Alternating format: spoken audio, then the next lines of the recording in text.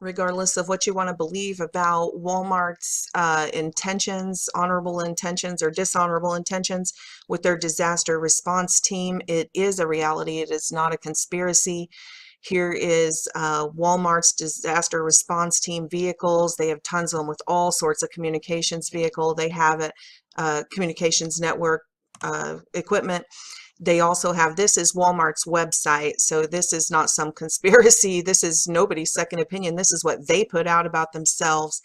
They say there are 6 disaster distribution centers strategically located across the country and stocked to provide rapid response to communities in the event of a natural disaster. Each distribution center is more than 1 million square feet in size, and they distribute to 90 to 100 stores each. So it's not that this hasn't occurred to them.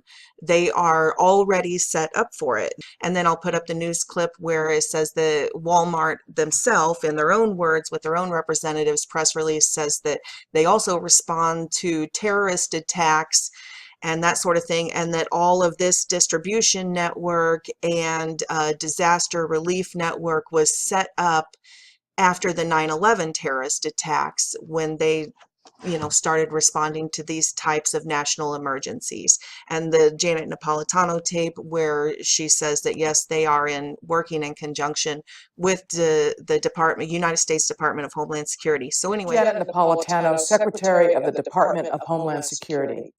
Homeland Security begins with hometown security. That's why I'm pleased that Walmart is helping to make our communities more safe and secure. If you see something suspicious in the parking lot or in the store, say something immediately. Report suspicious activity to your local police or sheriff. If you need help, ask a Walmart manager for assistance. This video is giving us a glimpse inside a Department of Health and Human Services facility sheltering children who entered the U.S. illegally. It's the first look inside one of these shelters since the Trump administration instituted a zero-tolerance immigration policy in April that resulted in the separation of children from parents who illegally cross the border with them. The facility is a former Walmart in Brownsville, Texas, not far from the Mexican border, and now is nearly filled to capacity. The video selectively highlights young kids doing outdoor activities, receiving medical care, even the residential pet dog. It houses just boys ages 10 to 17. It's called Casa Padre. It is the largest shelter facility in the U.S. for minors caught illegally crossing the border. And in the last month, the number of boys sheltered here has increased from 1,200 to nearly 1,500.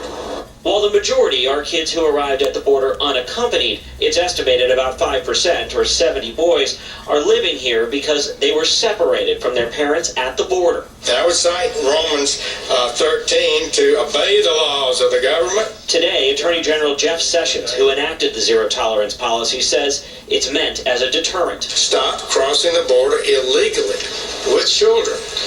Apply to enter lawfully. Wait your turn.